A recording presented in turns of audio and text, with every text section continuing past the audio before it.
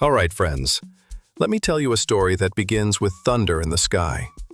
For decades in Burkina Faso, the roar of helicopters meant terror. It meant bombs, it meant blood, it meant running for cover.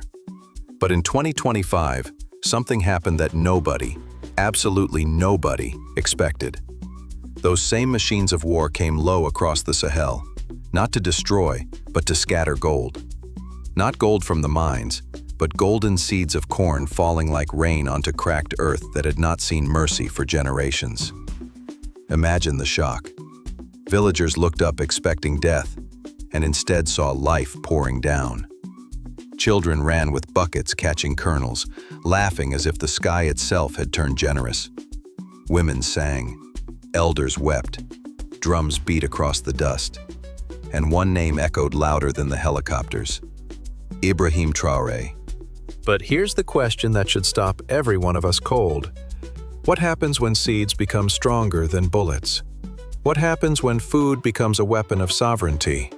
In one bold week, Traoré turned war machines into farming tools and rewrote the meaning of power. For the first time, Burkina farmers roasted corn grown from their own soil instead of waiting for sacks stamped with foreign flags. And the world noticed. International observers called it madness. Others whispered genius. Western economists sneered, but satellite images told no lies. Green scars were spreading across the desert where only dust had lived before. Now, ask yourself this. If one small country, landlocked and poor, can shake off hunger with nothing more than corn and courage, what does that say about the global order built on aid and dependency? Stay with me, because this is not just agriculture. This is rebellion written in seed, and the shockwaves are only beginning. All right, friends, let us step into the dust of the Sahel, into that scorching dry season of 2025, when Burkina Faso was holding its breath. The land was cracked like broken glass, rivers shrunk into thin threads of mud, and whole villages whispered about leaving forever. Hunger was not just a word. It was a constant shadow, stalking every family. Children went to sleep with empty stomachs, and mothers boiled thin porridge just to keep them alive another day. And then came the order that turned despair into disbelief. In the capital city of Ouagadougou, President Ibrahim Traoré, wearing his red beret that had already become a symbol, stood before his generals. Everyone expected the usual talk of security, of counterterrorism, of defending borders. Instead, his words were unlike anything they had ever heard. Load the helicopters, not with bombs, not with soldiers, but with corn. Silence filled the room. Was it a parable? A metaphor? Number. It was an order. Within hours, fleets of military and civilian aircraft were filled with sacks of maize seed. Over 100 tons of kernels, each one a fragment of hope, were strapped into the belly of machines once feared. Mechanics, pilots, and young officers who had prepared for war now prepared for farming from the sky.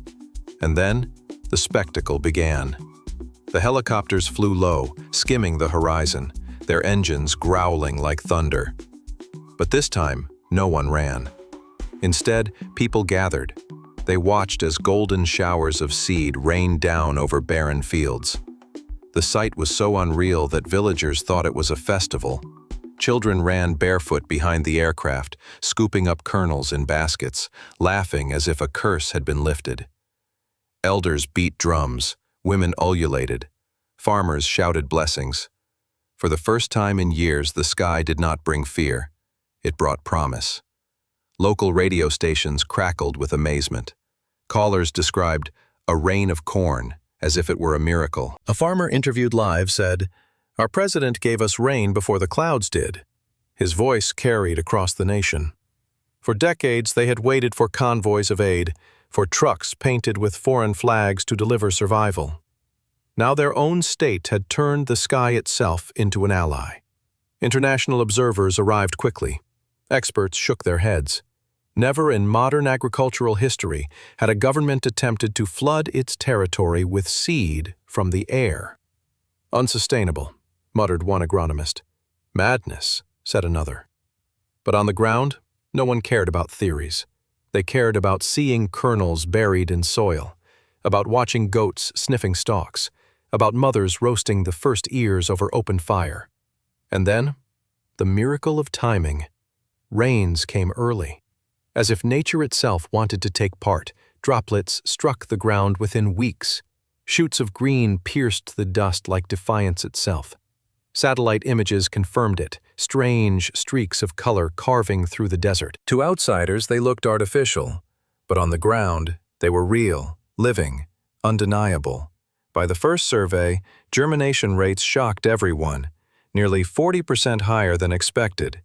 In villages where hunger had been chronic, families were sharing roasted corn, grinding flour for porridge, feeding cattle with stalks. The cycle of survival was shifting, kernel by kernel.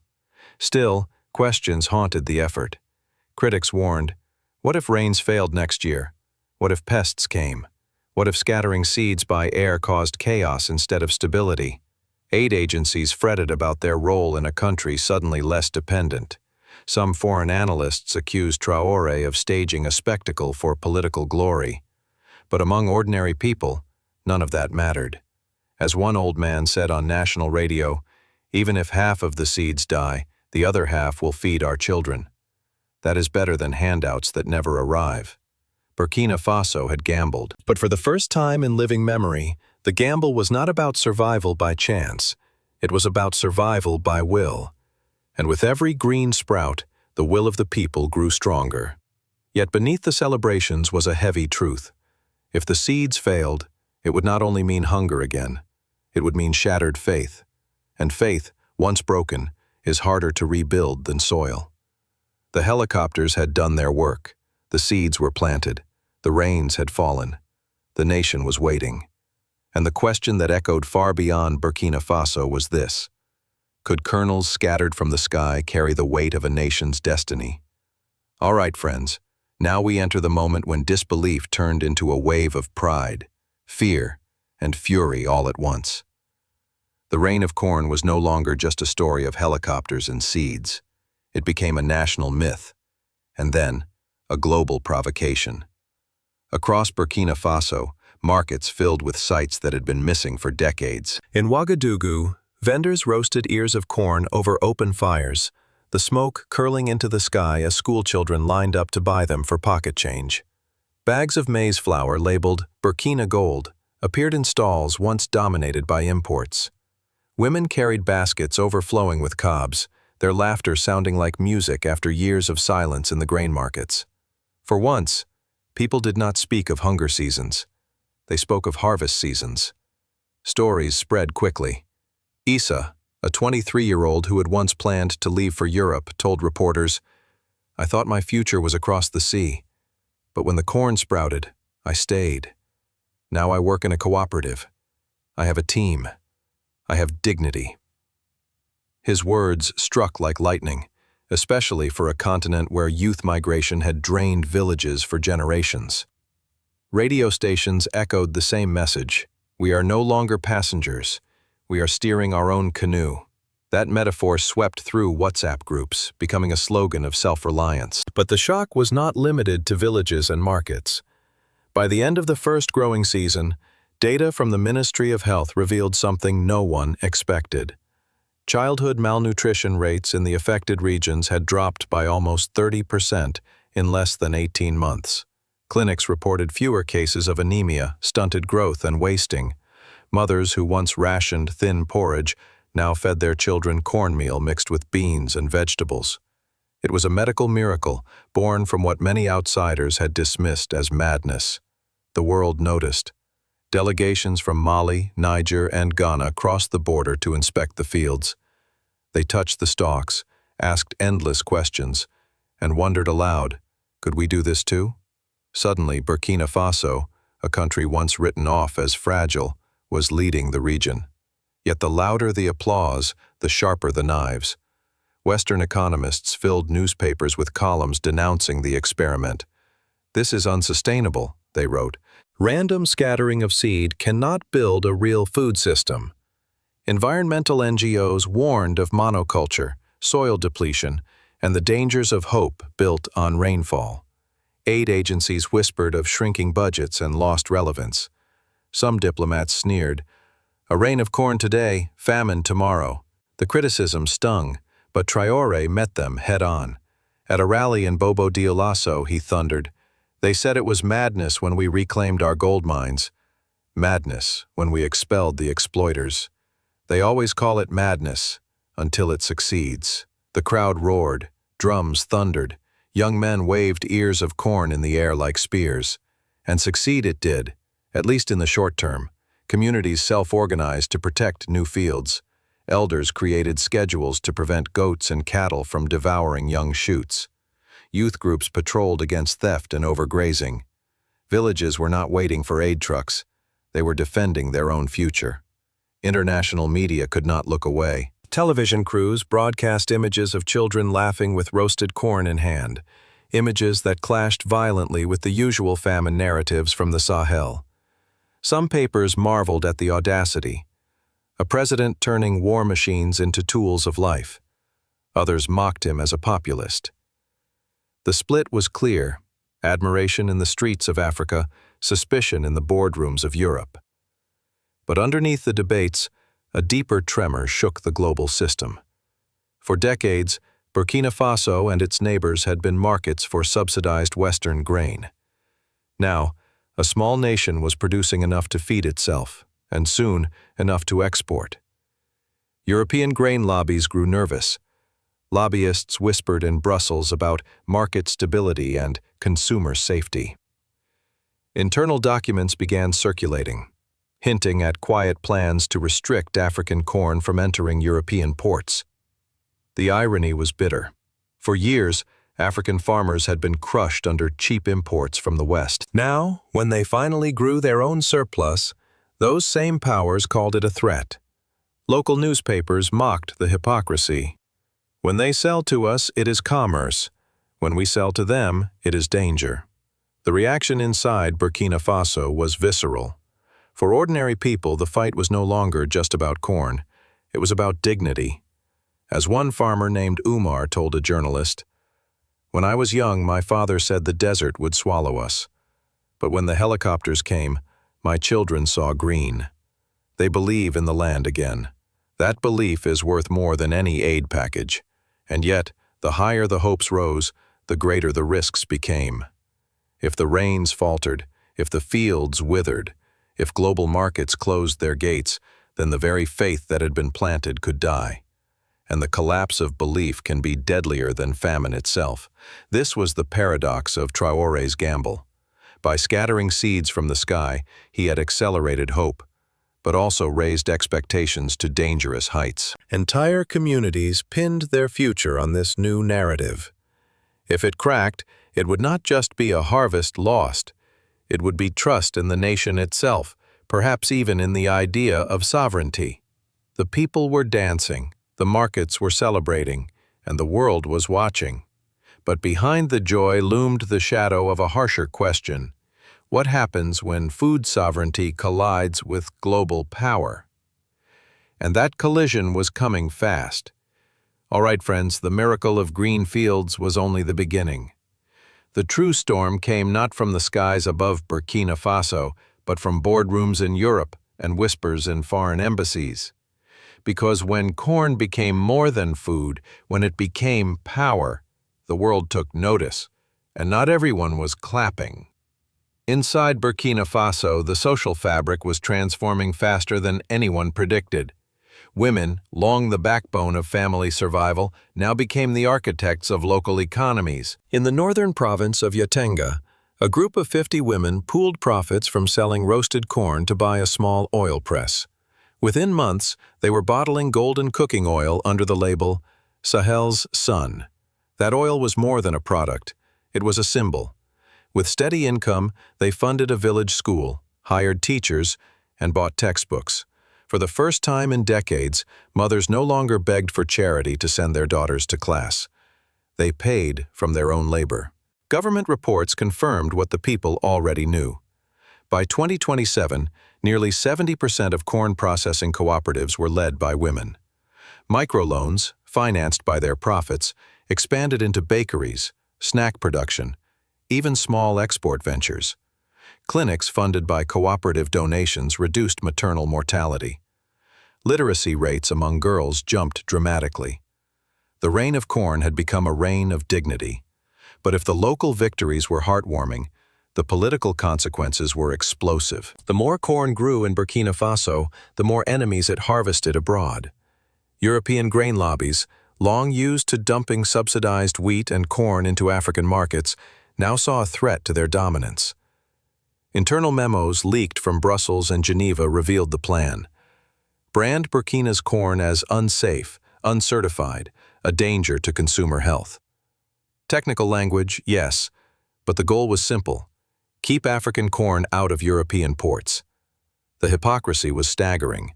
For years, Europe had flooded African markets with grain that undercut local farmers. Now, when Africa produced its own surplus, the same powers raised alarms about market distortion. Local newspapers responded with biting headlines. When they sell to us, it is trade. When we sell to them, it is a threat. President Ibrahim Traoré did not hold back. In a fiery speech before thousands in Ouagadougou, he declared, "They called it madness when we sowed our soil. Now they call it danger when we reap our reward." What they fear is not our corn. What they fear is our independence. The crowd erupted. Ears of corn were held aloft like weapons of defiance. Drums thundered like war cries. But this was no war of bullets. It was a war of sovereignty. The confrontation spilled into global institutions. At the World Trade Organization, diplomats from wealthy nations pressed for stricter rules on African grain exports. At the same time, aid agencies quietly complained that Burkina Faso's self-sufficiency was undermining their programs. Contracts, grants, and influence were shrinking. The aid industry, built on dependency, suddenly faced a future where it might no longer be needed. Inside Burkina Faso, the backlash only fueled unity. Communities formed cooperatives not just to process corn, but to protect fields. Youth patrolled against theft. Elders rotated grazing rights. Women organized distribution networks. The sense of ownership was electric. People said openly, "This food is not charity. It is victory." And yet, the pressure was real. Could Burkina Faso survive without access to European markets? Could its surplus find buyers elsewhere? What if the next season brought drought instead of rain? The gamble had brought glory, but it had also raised the stakes higher than ever. For the people, the fight was not just about corn, it was about reclaiming destiny. But for the powers abroad, it was about something more sinister: control. If Burkina Faso succeeded, other African nations might follow. And that, in the eyes of global agribusiness, was the true danger. So the battle lines were drawn, not in the dust of the Sahel, but in the corridors of power, where food, politics, and sovereignty collided. And as the world braced for the next chapter, one haunting question lingered. Could a nation born from hunger really force the world to swallow its pride? Or would the golden fields of Burkina Faso be strangled by the invisible hands of global power? All right, friends, the fields of Burkina Faso were glowing gold, but every harvest carried a shadow. The country had proven that seeds from the sky could break hunger, but could they withstand the fury of nature and the squeeze of global markets?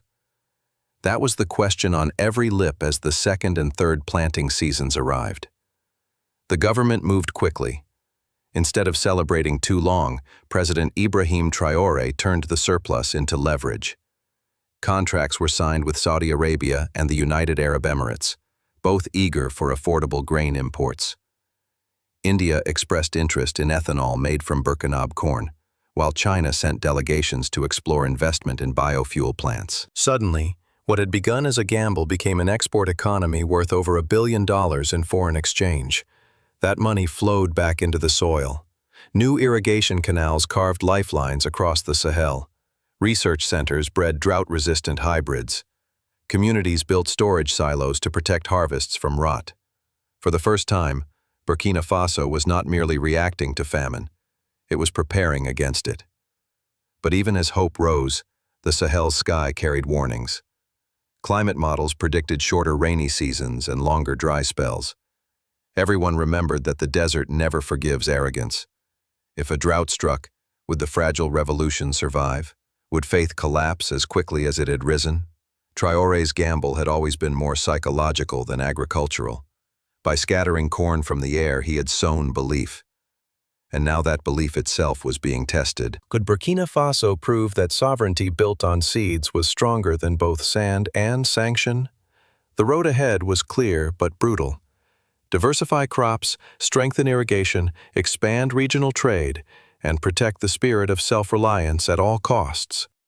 The helicopters had scattered corn, yes, but the real harvest was still in the making, the harvest of dignity, sovereignty, and endurance.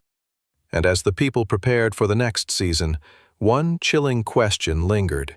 When the desert strikes again, will the golden fields hold, or will they vanish like a mirage in the Sahel sun? All right, friends. From Washington to Brussels, the cornfields of Burkina Faso became more than an agricultural story. They became a geopolitical headache. In the United States, military analysts quietly coined a phrase, seed warfare. They noted that Ibrahim Traoré had done with corn what no weapon had ever achieved. He shifted loyalty, pride, and stability with kernels instead of bullets. Some in Washington saw opportunity. A stronger Burkina Faso could stabilize the Sahel, reducing migration and terrorism. Others saw risk. Would success push Ouagadougou closer to Beijing or Moscow, both eager to buy grain and win influence? America was torn between applause and suspicion. Europe, meanwhile, wore a mask of concern but revealed fear. Grain lobbyists pushed hard in Brussels, warning that Burkinab corn could distort markets. Diplomats spoke of safety standards, but the message was clear. Sovereignty in Africa was dangerous when it threatened European profits. The very idea that a small Sahelian state could compete on global markets rattled centuries of economic hierarchy. Elsewhere, the reaction was different. Across West Africa, Burkina Faso was celebrated as David standing up to Goliath. In the Middle East, long-term grain contracts were signed with enthusiasm. In Asia, buyers lined up for ethanol and processed food products. For once, the balance of trade tilted toward Ouagadougou. Yet the real question burned in every capital. Was this a revolution that would endure, or a green illusion that would vanish with the next drought? For America especially, the decision loomed. Side with the corporations guarding old markets, or with the people rewriting destiny with seeds. The world was watching, but one truth was already undeniable. Burkina Faso had forced the globe to take Africa seriously, not as a victim, but as a contender. All right, friends, let us bring this story home. Burkina Faso began with nothing but cracked soil and helicopters meant for war. Yet in a single bold command, Ibrahim Traoré turned steel birds of destruction into carriers of life. From that moment, kernels became symbols, and fields once cursed by famine turned golden with possibility. The world called it madness, but the numbers told a different tale. Millions fed, malnutrition down, exports rising, dignity reborn. But here's the shock that should stop us all. This was never just about corn. This was about power. For decades, nations like Burkina Faso were kept on their knees by dependence, aid shipments, foreign markets, outside permission to survive.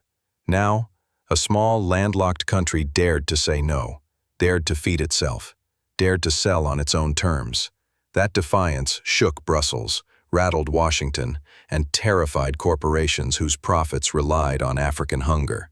So here is the question that echoes louder than any helicopter. Can seeds from the sky break chains older than empire? Or will the next drought, the next sanction, the next act of sabotage strangle this revolution before it matures? You and I both know this fight is bigger than Burkina Faso. It is a test of whether sovereignty can be planted, watered, and harvested in African soil, or whether the old order will crush it like dry stalks in the wind. If one kernel can rattle empires, what could millions do? What happens when hope becomes contagious? Think about it, and then decide. Was this just a green mirage in the desert, or the dawn of a new era? Leave your answer. Subscribe now, because the next chapter will be even more shocking.